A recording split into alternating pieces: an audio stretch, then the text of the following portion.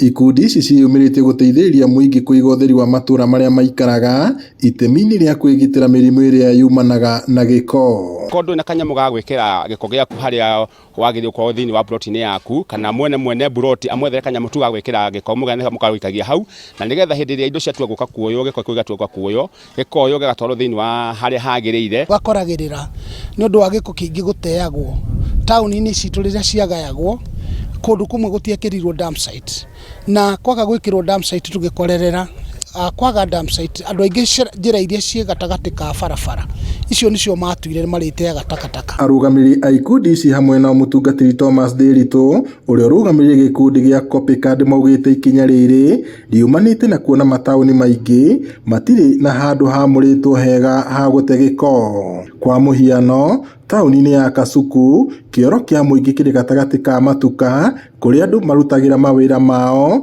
na haha noho gĩko gĩcokanagĩrĩrio. Uchafu na to affect juu tuko na watoto wadogo, unaona hasa wakati ambapo inanyesha hii uchafu inaingia tena kwa maji. Tondũ tuonaga hĩndĩ ĩrĩa andũ mararemwo nĩ gũtwara gĩko harĩa kĩagĩrĩire, kana hĩndĩ ĩrĩa twatuĩka kuga atĩ andũ matware gĩko harĩa kĩagĩrĩire, nĩ tugeria gwetha means citũ nĩgetha moke matweherie gĩko kĩrĩa gĩgũkũ thĩinĩ wa business, na nĩ maremetwo nĩ gũka gũtwehereria. Kwĩna rĩera rĩu rĩũru rĩu gĩko kĩu kĩa decompose rĩrĩa kĩambĩrĩria kũbutha kĩrehaga mĩrimũ, ũgakora ciana nĩ iraharwo, ũgakora ciana nĩ iragĩa na mathĩna ma mĩĩrĩ, ũgakora kwĩna typhoid, kũharwo na mathĩna maingĩ marĩa marehagwo nĩ maĩ. Kũringana na tabarĩri a mĩhang'o ĩno na aikari nĩ atĩ gĩko gĩkĩ gĩcokaga gĩkarĩkĩrĩria njũĩ-inĩ, ũndũ ũrĩa wĩigaga mũingĩ ũgwati-inĩ wa mĩrimũ ĩrĩa yumanaga na maĩ ma gĩko.